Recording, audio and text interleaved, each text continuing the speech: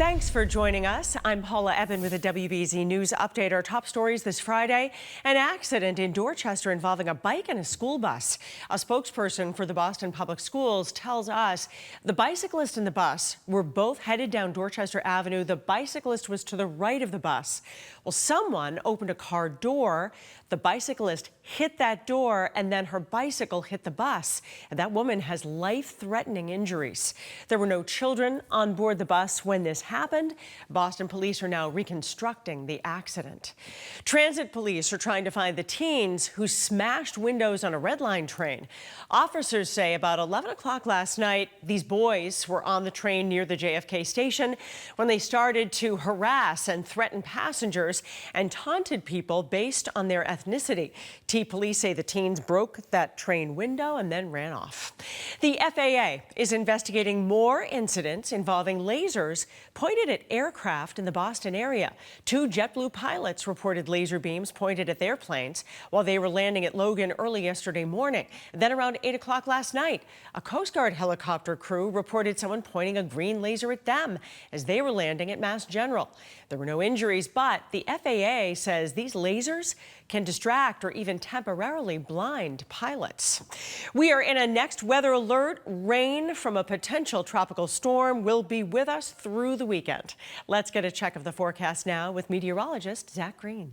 Still potential tropical cyclone 16. It's only a matter of time before we name this one Ophelia as we are continuing to gather strength. This is the latest information from the National Hurricane Center as it's closing in on the Carolina coastline. Now it's just about due east of Charleston, about 200 miles offshore, but the rain already starting to wrap in and affect areas from the Chesapeake Bay right into North Carolina. It's kind of got a beeline towards Hatteras, which is why the tropical storm warnings are in effect for those exact locations, as they are going to get the brunt of this system. Increased storm surge potential, some saltwater inundation, freshwater flooding on the table as they are going to get drenched with rain. But by the time it starts to reach, say, the Jersey Shore, things will start to subside. So what is the main effect here locally? Well, it may lose some steam in the wind department, but the waves and the rain, 2 main components to go along with Saturday. And here's the timeline.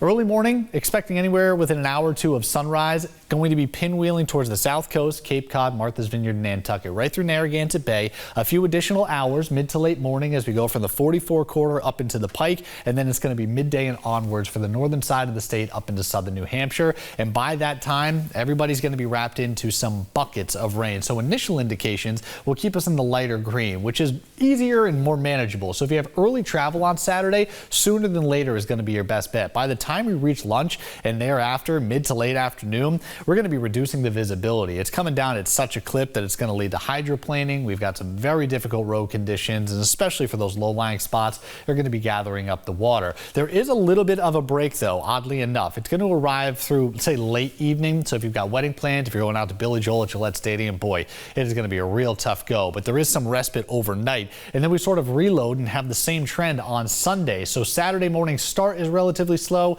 Saturday afternoon will pick up the pace. Sunday morning, a similar event. Maybe less of an effect as we go into the second half of that day. More intermittent scattered showers, and it's just going to add some additional rain totals to what is the 1 to 2 inches that we'll likely receive on Saturday. So when all is said and done, upwards of 3 inches in isolated spots. The extreme side will likely say that 4-inch mark. And again, that's probably going to lead to the basement floodings. You want to check the sump pumps and make sure that we are at least prepared. And today would be a preparation day. But for those heading out towards Foxborough tomorrow night, it's rainy, it's chilly.